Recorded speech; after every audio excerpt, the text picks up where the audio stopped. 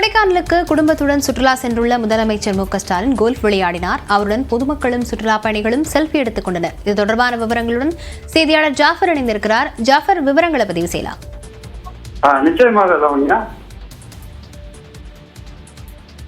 நாடாளுமன்ற தேர்தல் 19ஆம் தேதி நிறைவேறது பல்வேறு கட்சி நிர்வாகிகள் குளிர் பிரதேசங்கள் சென்று வருகின்றனர்.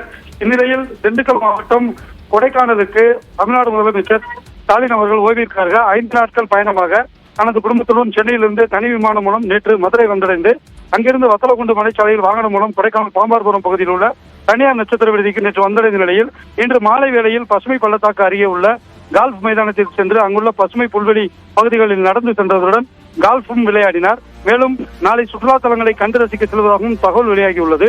இதனால் இப்பகுதி முழுவதும் பலத்த போலீஸ் பாதுகாப்பும் அளிக்கப்பட்டுள்ளது.